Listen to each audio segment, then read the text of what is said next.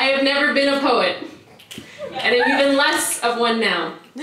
Now that the poems are nowhere in sight, but still it seems strange to me that my mother thinks she can love me despite the poetry.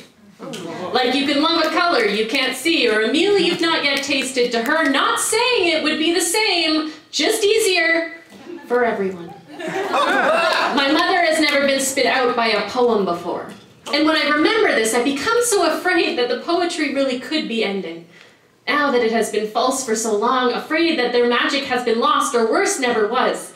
The hiccups left behind, the only suggestion they ever once breathed life on their own, and instead, all we're left with is insincere moments, lost breaths, gasps from the shallows, each the closest we will ever get to grace. That never again will there be something worth diving off 19th floor balconies for. I want to tell her, Mom, it's okay! No poem makes it out alive. Every single one of us will be faded by the sun before our time, but I'll catch my own reflection. Just barely suppressing that shudder, myself hovering so close to existing without them, which I've just assured her could never be, because I genuinely believe it shouldn't ever be. And I become so sad, which scares me most because of its semblance to success. When did I become this ugly? I'm not asking for anyone more to write poems about, given just barely having survived these first few drafts, so at midnight, should they come with not a poet in sight, I will remind myself that some just aren't meant to be remembered. But come morning, I know I'll try again. And to the untrained eye, it might look identical, but I will only be getting close. Or closer, I should say, each word acting the stubborn baby tooth, the late adolescent, their old beds outgrown, but still unwilling to take flight, restless with anticipation, but impotent with abandon, reluctant and afraid she'll find comfort in captivity. Unconcerned with the agitations of a persistent tongue, so no matter what, I will feel an anxiousness.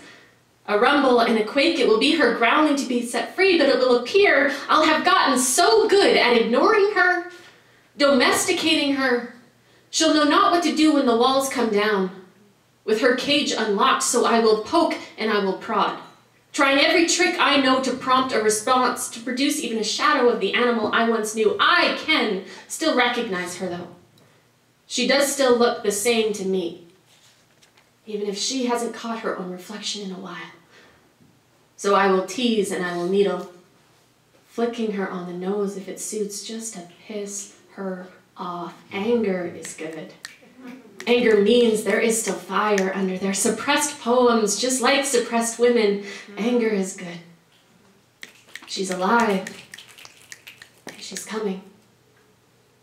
And on a quiet day, I can hear her breathing.